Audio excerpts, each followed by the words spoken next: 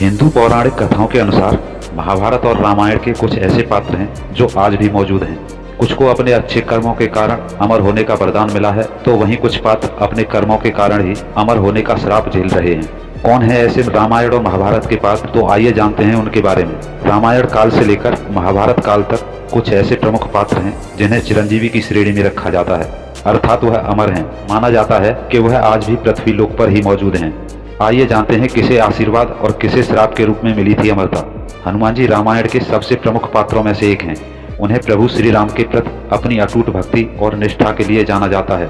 जब हनुमान राम जी का संदेश लेकर अशोक वाटिका में माता सीता के पास पहुंचे, तो माता सीता ने प्रसन्न होकर उन्हें अमरता का आशीर्वाद दे दिया। तब देवता स्वर्ग वापस लौट रहे थे, तो श्री राम ने हनुमान जी से कहा कि वह पृथ्वी पर ही रहें और यह सुनिश्चित करें कि पृथ्वी पर सब ठीक चल रहा है।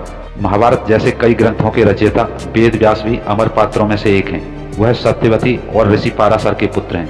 महाभारत के साथ साथ उन्होंने 4 वेद, ऋग्वेद, यजुर्वेद, सामवेद और अथर्ववेद की भी रचना की है। माना जाता है कि वेद व्यास को अमरता का वरदान इसलिए मिला था क्योंकि उन्होंने कलयुग में वह सही आचरण और व्यवहार का ज्ञान लोगों के बीच फैलाना चाहते थे। द्रोणाचार्य के पुत्र अश्वत्थामा, जो महाभारत का एक महत्वपूर्ण पात्र रहे हैं, उन्हें अमरता वरदान के रूप में नहीं बल्कि एक श्राप के रूप में मिली थी।